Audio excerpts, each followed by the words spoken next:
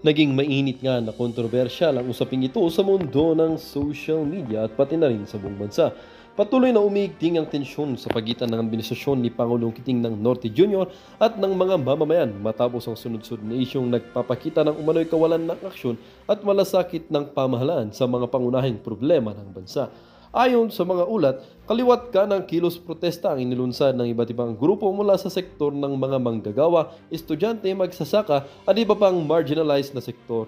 Kabilang sa mga pangunahing reklamo ay ang mga tumataas na presyo ng bilihin, mababang sahod, korupsyon at umano'y kawalang pagkilos ng administrasyon sa harap ng mga sularining ito. Sa gitna ng mga protesta, tila mas lalong lumalim ang agwat ng administrasyon sa taong bayan. Ilang eksperto ang nagbabala ng posibleng mauwi ito sa madugong labanan ang patuloy na pagkawatak-watak ng lipunan kung hindi agad maaksyonan ang hinaing ng masa. Bukod dito, nangangamba rin ang ilang opisyal ng gobyerno sa posibilidad ng mas marahas na pag-aaklas kung patuloy na hindi maririnig ang boses ng mga nagpoprotesta. Sa kabila ng mga kontrobersyang kinakaharap, nananatili namang tahimik ang palasyo ukol sa mga isyong ito. Hindi pa malinaw kung ano ang susunod na hakbang ng pamahalaan upang tugunan ang tumitigting tensyon sa pagitan ng administrasyon at ng taong bayan. Habang nagbabanta ang lumalaking alon ng pag-aaklas, maraming mamamayan ang umaasa pa rin na magkakaroon ng konkretong solusyon sa mga suliranin ng bansa upang maiwasan ang posibleng kaguluhan na maaaring magdulot ng mas matinding krisis sa lipunan. Well, para nga sa kabuang detalye ay panoorin na lamang natin ang buong video. At kapag hindi ka pa naman nakapag-subscribe sa ating channel ay mag-subscribe ka na para lagi kang maging updated at aware sa kung anong nangyayari sa ating bansa at maging updated sa ating mga bagong videos na ina-upload araw-araw. Maraming salamat po and God bless!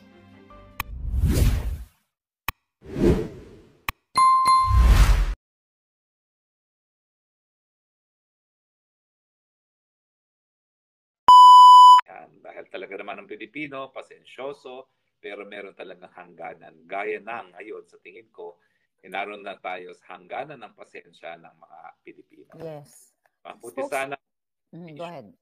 epekto, no? At mabuti sana kung may bisyo siya, nakakapagbigay solusyon pa rin sa problema.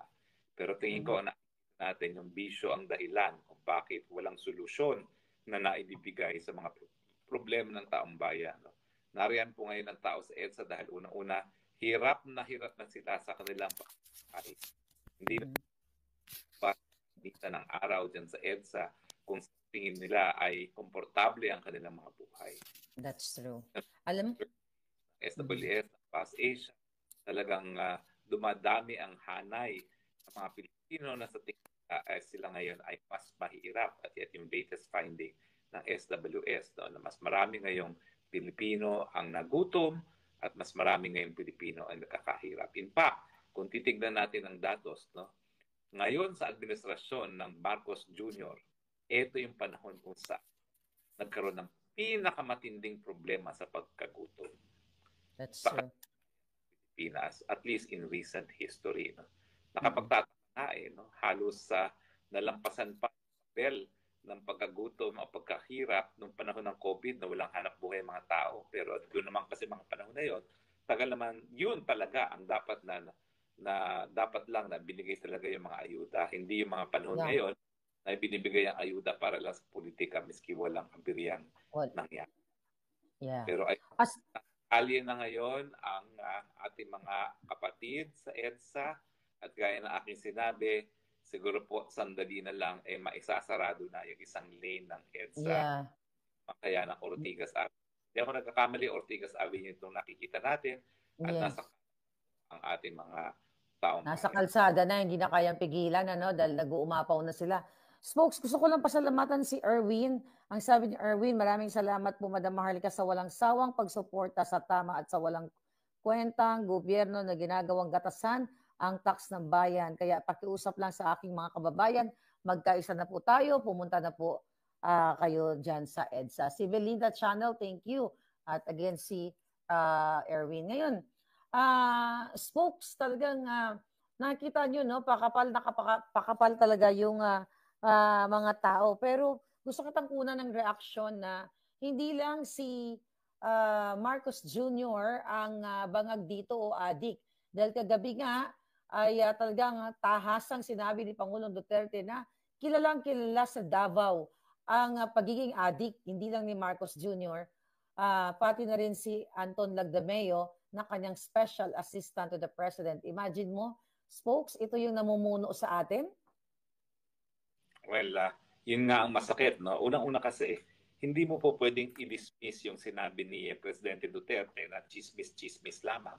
Dahil ito naman ay Davao ang pinag-uusapan. Alam naman natin na talagang taga Davao ang mga Duterte, no? So, yung mga salita ng mga taga ron mismo, hindi natin pwedeng sabihin chismis lamang dahil hindi naman yan nakita mismo gumagamit ng droga, no?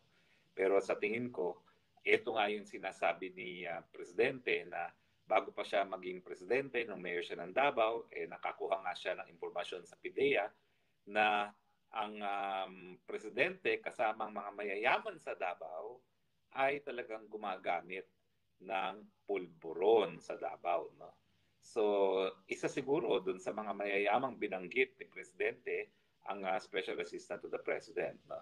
Pero gaya ni presidente, hindi rin itinatanggi ni special assistant to the president itong paratang nito. Yes. Hindi maintindihan bakit sila ganyan sa kanilang communication plan. No? Siguro sa tingin nila, kapag hindi nila sinagot yan, makakalimutan din ng taong bayan. Pabalik tayo dun sa issue na yan kasi nga ang issue, Spokes, nasa ikaw. Putulan muna kita, Spokes, siga natin, baka interesting itong pinag-uusapan nila. Hello? Saka mga kababayan, mag-iingat po kayo sa paligid. Mayroong mga nananamantala na mga kababayan natin. Ingatan niyo po yung mga belongings mo. Dahil po masasabi Wala po ako nasabi. Mabuhay ang bawat Pilipino na nandito ngayon. Tayo nagkakaisa para sa tunay na pagbabago. Mabuhay na natin. Tama na. Huwag na natin. Tapusin na natin ito. Pag-aapi nila sa atin.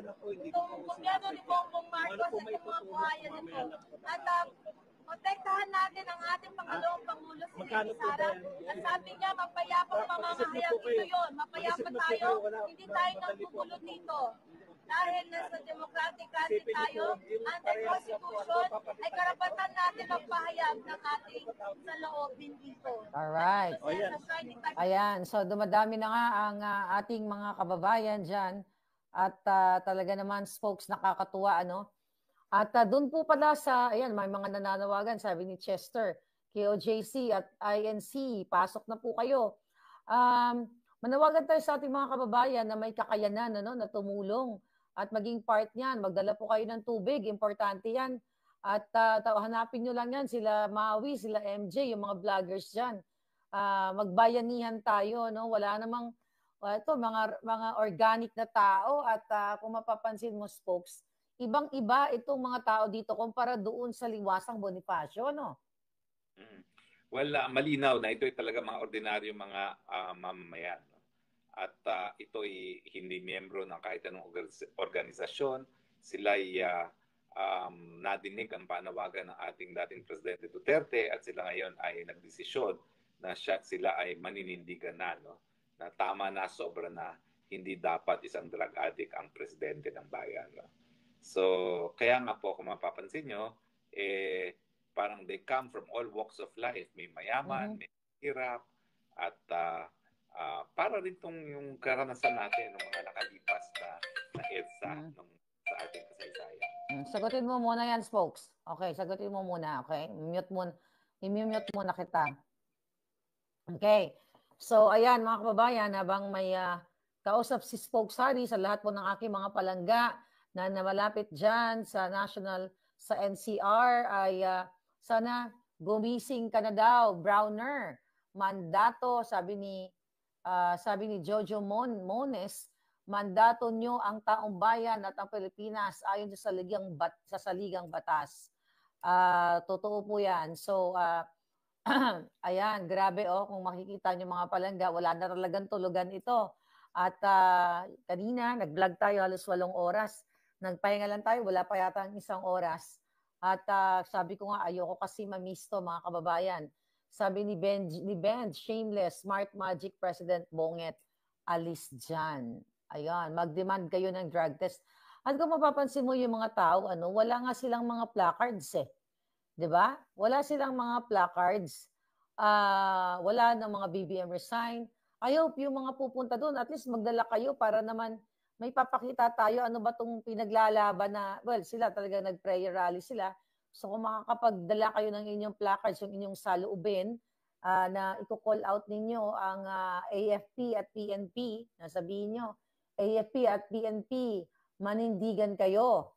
Huwag kayong sumunod sa inyong commander-in-chief na adik. Sundin nyo ang sentimiento ng taong bayan. Kasi, ayan, no, tignan mo ha, ayan, hindi na talaga kayang pigilan ang pagdami at pagkapal ng tao. Kung ang anong oras na ba dyan sa Pilipinas? Alas 3 na ba? 3:30? So, ayan mga palangga, ay pinapakita ng mga tao na talagang 3:30 na 3:23 na sa Pilipinas. So for sure, dadami na yan dahil after office hour, yung iba nag-message sa akin na pupunta pagkatapos ng office hours. So, ayan, kitang-kita naman na talagang kumakapal na ang tao, which is nakakatuwa. Sabi nga ni Josh Nash, very raw. Yeah, I know. Talagang makikita mo, no? Random talaga, walang placard at nagsimula lang sila sa isang nasa loob ng simbahan, kukunti lang, at ngayon ay patuloy na dumadami. Ayan ang ating mga brothers and sisters na mga Muslims. And also, may nabasa ako kanina, ang MNLF ay pupunta daw at ang iba pang mga religious group. I hope magkaisa talaga yung Pilipino kasi mga kababayan, hindi pa po ba sapat? Alam nyo, ulit-ulitin ko po, no? Ayaw sa kakapasok lang po sa channel natin sa Boljak TV, no? Tinatakot tayo lahat ng gobyerno ni Marcos Jr. Ulitin ko po, ako ay kinasuhan, proxy cases, 4 na kaso ng bangag na gobyernong ito. Yung isa po, dismiss na, yung 3 ay talagang nilalabanan ko sila.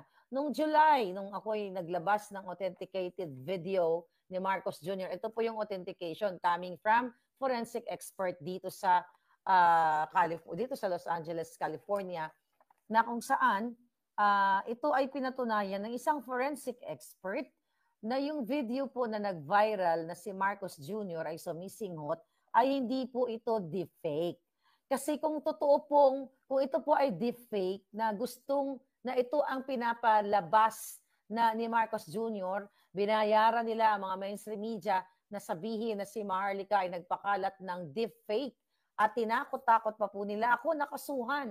Ang sabi nga po ng NBI, DILG, DND, lahat po, PNP, imagine mo yan, kalaban ko lahat yan. Diba? I mean, hindi ko naman sila kalaban, sila ay kalaban ng bayan. Actually, hindi ko naman sila kalaban, nagpakita tayo ng ebidensya na authenticated. Sila po ay tinakot ako tinakot yung mga nag-share ng video na ito na pakakasuhan nila. Bakit yung promotor, ako yun, ang promotor na labas ng video at nagpa-authenticate nito, ay hindi nila makasukasuhan. Mga kababayan, dahil takot po si Marcos Jr. na ma-drug siya o makaray po siya dito sa Korte ng Amerika. Kasi once po na magkaso siya dito sa Korte ng Amerika, ito pong authentication po galing from the forensic expert, ito ay i-authenticate din ng third party. Ibigin ng legitimate, this is legitimate, kumbaga third party, para i-compare yung result ng forensic examination na ito na ang parehong mga forensic experts ay pareho sila ng findings.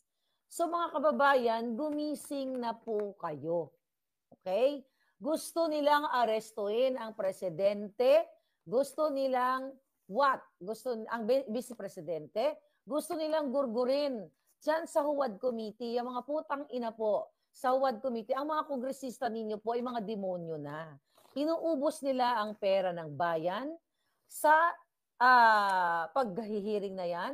Sila po ay nasa abroad, ang iba sa kanila, pag gusto nilang lumipad gamit ang chopper, gusto nilang ipasara ang mga butik sa Paris, Gusto nila bumili ng mga apartment o bahay sa Amerika, sa Europa, nabibili nila samantalang kayo ni 1 kilong ubas o grapes ay hindi niyo po kayang bumili para sa inyong mga anak. Ni apple, ni 1 kilong mangga, hindi nyo kayang bilhin. Dahil ba't kayo bibili ng mangga? Magkano na po ba yung kilo ng mangga?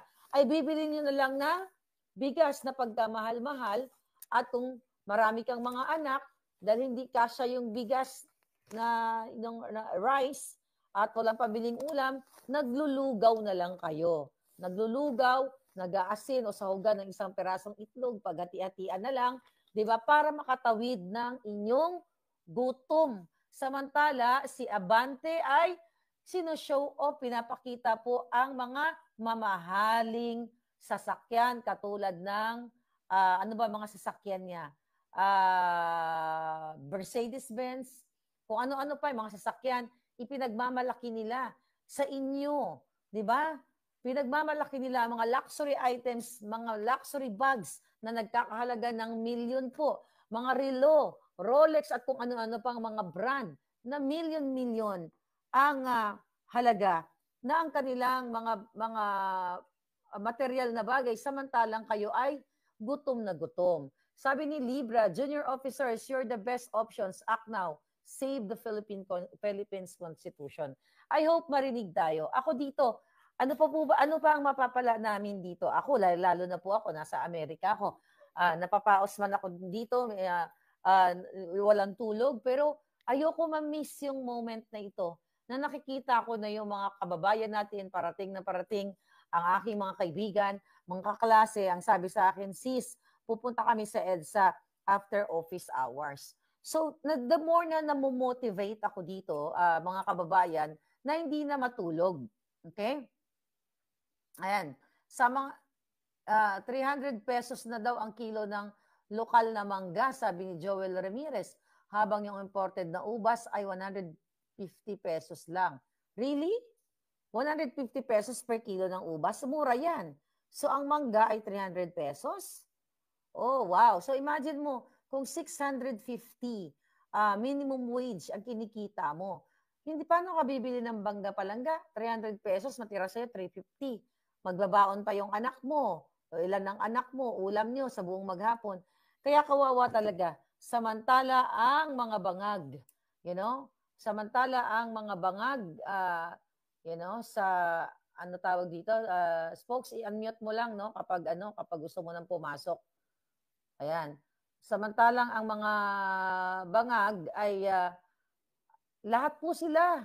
Even mga undersecretary, USEC, nakakabili ng mga bahay sa Dasmariñas, yung iba sa Forbes Park pa. Ganito kayo kinakawawa ng gobyerno ni Bangag. For more than 2 years, mga kababayan, sila ay nag-abroad, si Bangag, pamilya niya, at patuloy ang pagyayabang nila ng mga luxurious items, ang kanilang mga travel, samantalang kayo ni 1 kilong mangga, hindi nyo po mapakain ang inyong mga anak, hindi nyo mabila ng bagong damit, ngayon magpapasko na, kawawa naman ang mga Pilipino, kayong mga militar, di ba? Kayo ay dinoble ang sweldo ninyo nung panahon ni Pangulong Duterte, pero patuloy kayong nagsumusunod sa unlawful orders ng isang adik. In the first place, dapat po dinampot nyo na yung hayop na yan, pati sila Dameo. Andyan si Cathy Binag, andyan sa Pilipinas. Di ba? Na pwedeng kasuhan nila. Pero bakit hindi nila kinakasuhan? Takot po kasi sila madrag sa korte, sa kanilang addiction, sa kanilang paglabag sa batas, sa kalahat ng kahayupan nila. Na kahit po yata ay elementary, maintindihan yan kung bakit takot si Marcos Jr. at si Lisa na magkaso sa kay Maharlika na sa mga binabanggit ko na siya ay siya ay kidnapper. At ayun na nga, ang ibang kinakaso sa akin, mga defamatory cases, gamit ang mga tao o mga proxy cases na binabato sa akin. Kaya ganito po walang hiya itong ating gobyerno. Kaya naman nagpapasalamat tayo ngayon, sa ating mga kababayan nandyan ngayon, mga vloggers, mga tao na nandyan ngayon sa EDSA Shrine. Kaya naman kayo, kung nandyan kayo sa malapit na lugar, sama-sama po tayo at samahan ninyong ating mga kababayan dahil hindi lang po dapat dito sa social media ang laban, kundi nasa kalsada, nasa kalsada sa pagbigay ng inyong mga mensahe, sa inyong boses, para marinig at ipakita ninyo na hindi kayo natutuwa sa ginagawa ng mga walang hiyang ito. Rodal, thank you palangga. Si We the Sovereign Filipino People, pa-announce po Miss Maharlika sa November 29. Bonifacio Day, kikilos ang FGF. Magsama-sama tayo mga Pilipino sa EDSA. Ngayon na po, wag na antayin ng November 29 to 30. Pumunta na po lahat, kahit anong mga grupo, pumunta na po tayo lahat. Palangga, Erwin, Eileen, ayan, Rodal, thank you. I don't know kung ready na si Spokes, kung ready na siya, pero mukhang hindi pa. Sige, tignan natin. Ayan, kanina po mga kababayan, ang mga tao ko, konti lang yan. Pero dahil sa pagla-live natin, nag-live po tayo ng 8, like ako, nag-live ako ng almost 8 hours straight live. Kaya siguro nakatulong din sila Maui, sila Channel 167, at sino-sino pa dyan, sino-sino pa yung mga taong nagla-live na hikayatin natin ang ating mga kababayan, yung mga kapitbahay ninyo, hikayatin ninyo dahil magpapadala naman ang ating mga volunteers ng pagkain. Ako din mismo, yung mga tulong ninyo, bibili natin yan ng tubig, ng pagkain, magbibigay tayo sa ating mga palangga, sa ating mga kababayan. Ayan, ready na, folks? Ayan. Oo. Okay. Tunay na bayanihan ang nangyayari dito, no? Dahil sa init, panahon ngayon, matapos ang sunod-sunod, talaga ang number 1 na kailangan ngayon dyan sa EDSA ay tubig, no? So yung mga tumulong, magpadala na kayo ng mga truck na tubig dyan, no? Dahil mga kababayan natin ang nauuhaw habang sila ay nakabilad sa init, no? Ang oras ngayon dyan ay malamig-lamig na. Mapuna-puna oo. 4 na, no? Alas 3 pa pala, alas 3:35 ng hapon at kasagsagan pa yan ng init. Pero asahan natin na mas lalo pang dadami ang tao habang gumagabi na dahil siyempre mas komportable na ang gabi, no, na lumabas sa lansangan, no. So importante po na ipatunayan natin na ayaw na ng taong bayan sa isang drug addict na namumuno, no, sa pamamagitan ng pagpunta sa EDSA. Yan lang naman po ang issue natin ngayon dahil kung hindi siya ayaw natin ng drug addict, yun ay nasa sapat na pag-iisip, sana nabigyan na ng katugunan ang mga problema ng ating mga kababayan, no? So mukhang walang planong umalis itong mga kababayan natin sa EDSA, so pwede po kayong pumunta dyan. Wala pong deadline dyan, hanggang paumagahan siguro dyan sa EDSA. At meron na po akong na-contact na kaibigan na magpapadala siya ng 6 na mga portalets dyan, no? Pagsarado na kasi ang kailangan na ng portalet, no? So magpapadala po ng 6 na portalet. Maraming salamat, kaibigan. Thank you so much. Ayan, good news yan, ano? May portalet kasi kailangan din syempre, ang tawag ng kalikasan, ika nga. Susulat po ng mga palangga, please help our kababayan. Tumulong po kayo. At doon pa sa nagtatanong na magpadala ng tubig o kung ano pa man, dyan po pa sa donate, to donate, ayan po ang ating email. Iga-guide ko po kayo, iga-guide namin kayo kung sino ang kukontakin nyo doon sa EDSA, doon sa ground. Ayan ang aking email. Paki-screenshot nyo lamang yan, i-share nyo, mag-message lang po kayo dyan at sasagutin ko kayo mamaya. At patuloy kami maghatid ng informasyon. Yes, folks? Oo. Sunod-sunod kasi naging town hall meetings namin, yung Kongreso ng Mamamayang Pilipino, at napakadami mga OFW ang nagpahiwatig na gusto nilang tumulong, no? So siguro i-flash mo, ibigay mo na nila yung mga gusto tumulong, yung GCash na pwede nilang pagpadalahan ng kanilang mga tulong dahil yung OFW, sila talaga yung nababahala sa nangyayari sa Pilipinas dahil lahat naman yung kapritsyo ng mga nasa Kongreso, nasa Malacanang, lahat naman yung kapritsyo dahil sa luha at pawis ng ating mga OFW. Kaya sila na mismo ang naninindigan. Kung di man sila makasama dyan sa EDSA, tutulong sila sa mga pangangailangan. No? So siguro, ipadala natin yung GCash number kung saan sila po pwede magpadala ng tulong. No? Para sa Mag-email lang po kayo dyan dahil isasend natin sa inyo ang information. Folks, ito 15 minutes. I don't know kung nabasa mo to. Just in daw, Supreme Court says it received an anonymous letter seeking the disbarment of VP Sara Duterte over her claim that she will exhume the remains of ex-President Ferdinand Marcos Sr. and throw them to the West Philippine Sea. The letter was dated October 24 but only reached the Supreme Court this month.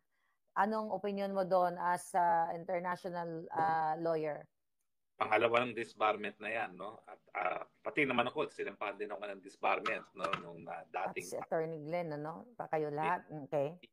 Di matibag, no? Dahil naman daw doon sa aking pagtataguyod nung pulburon video na authenticated naman at mabuti na lang nagsampa ng ganyang kaso na magamit natin yung authentication, no? Pero yung kanilang sinasampang mga disbarment cases, sa tingin ko walang pupuntahan yan dahil unang-una, no, ito'y larangan ng politika.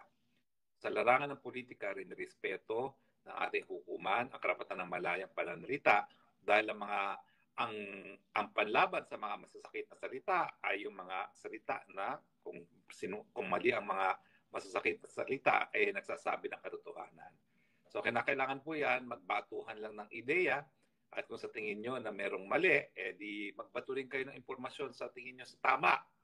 Pero kung iintindihin mo yung konteksto ng sinabi ni Inday Sara, matapos siya kasing ligawan na tumakbo ng Vice Presidente para masiguradong pagkapanalo ni Bongbong Jr. no, dito sa nakalipas na eleksyon dahil talaga naman tapatan kung wala ang boto ng Visayas at Mindanao, mananalo sana si Lenny. No?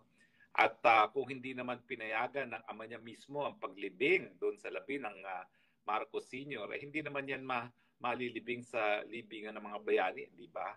So, yan ay expression lamang ng pagkadismaya sa kawalang utang loob ng pamilyang Marcos na matapos na tinulungan sila at masigurado na manalo bilang presidente muli, matapos binigyan ng permiso na mailibing ang labi ng kanilang ama dyan sa libingan ng mga bayani at maraming mga tumututol sa paglibing sa libingan ng mga bayani dahil ang sinasabi nila, yung mga medals kuno ni Presidente Marcos Sr. ay peke ng mga medalya nung pangalawang pandaigdigang digmaan. No? So hindi siya karapat-dapat na mailibing doon sa libingan ng mga bayani dahil ang tingin ng marami, siya ay naging diktador, naging torturer, tagapaglabag ng karapatang pantao at plunderer, no? At walang lugar sa libingan ng mga bayani. No?